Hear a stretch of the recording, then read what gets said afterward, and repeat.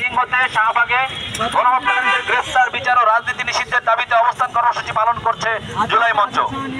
17 দিন গত হয়েছে, এখনো পর্যন্ত অন্তর্বর্তীকালীন সরকারের কোনো ভ্রুক্ষেপ লক্ষ্য করা যাচ্ছে না। গণহত্যাকারীদের গ্রেফতারে কার্যকরী কোনো পদক্ষেপ নিচ্ছে না অন্তর্বর্তীকালীন সরকার।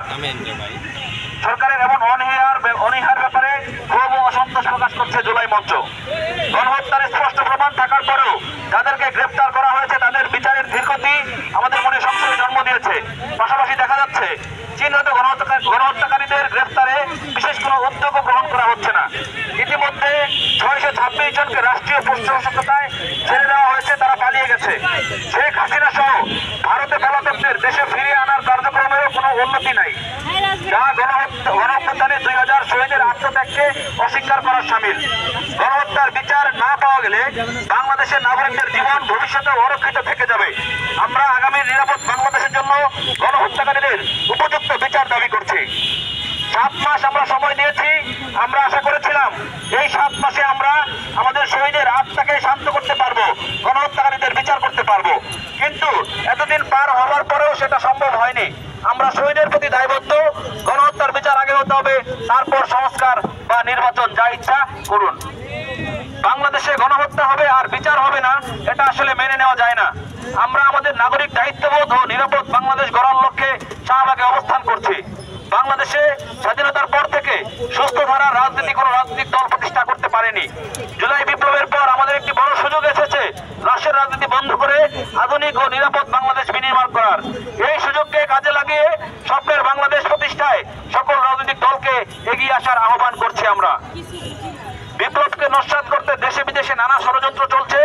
24-এ গণ অভ্যুত্থান সংগঠিত হয়েছিল কেবল ফ্যাসিবাদ বিরোধী সকল রাজনৈতিক দল ও সংগঠনের ঐক্যের ফলে, কিন্তু দুর্ভাগ্যজনকভাবে অন্তর্বর্তীকালীন সরকারের অপ্রত্যাশিত কিছু ব্যর্থতার ফলে সেই ঐক্যে ফাটল ধরেছে। এই অনৈক্যের সুযোগে দেশ আবার ঝুঁকির মুখোমুখি হতে পারে বলে গভীর আশঙ্কা করছি আমরা। জুলাই মঞ্চ গণহত্যার বিচার নিশ্চিত করার পাশাপাশি জাতীয় ঐক্যের জন্য অবিরত কাজ করে যাবে। গত জুলাই আগস্ট 2024-এ যে যুদ্ধের মাধ্যমে আমরা নতুন বাংলাদেশ পেয়েছি, সেটি সংগঠিত হয়েছিল বাংলাদেশ বনাম আওয়ামী লীগের সাথে।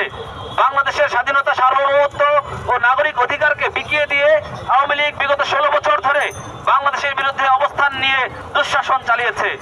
জুলাই আগস্ট 2024-এর যুদ্ধ ছিল বাংলাদেশের স্বাধীনতা ও সার্বভৌমত্ব সুরক্ষার যুদ্ধ। এই যুদ্ধে বাংলাদেশ বিজয়ী হয়েছে। বিজয়ীদের সমস্যার সিদ্ধান্ত নিতে হবে যে বাংলাদেশ বিরোধী এই গণহত্যাকারী চক্রের শাস্তি কিভাবে নিশ্চিত করবে এবং তারা বাংলাদেশে রাজনীতি করতে পারবে কিনা সেই সিদ্ধান্ত নিতে হবে। জুলাই মঞ্চ তার নাগরিক দায়িত্ব থেকে গণহত্যাকারীদের বিচারের দাবিতে অবস্থান নিয়েছে। বাংলাদেশের সকল নাগরিকদের আমরা গণহত্যার বিচার ও তাদের রাজনীতি নিষিদ্ধের দাবিতে নিজ নিজ জায়গা থেকে, নিজ নিজ অবস্থান থেকে আওয়াজ তোলার আহ্বান জানাচ্ছি। জুলাই বিপ্লব এখন বিপন্ন হতে বসেছে, নানা ভাগে বিভক্ত হয়েছে। বিপ্লবের পরাজিত শক্তি বিগত 16 বছরে স্বাধীনতার পক্ষ বিপক্ষে শক্তি হিসেবে বাংলাদেশের নাগরিকদের উপস্থাপন করে বিভাজিত করে রেখেছিল। এই বিভাজনের রাজনীতির সুযোগ আমরা আর বাংলাদেশে কাউকে দিতে চাই না।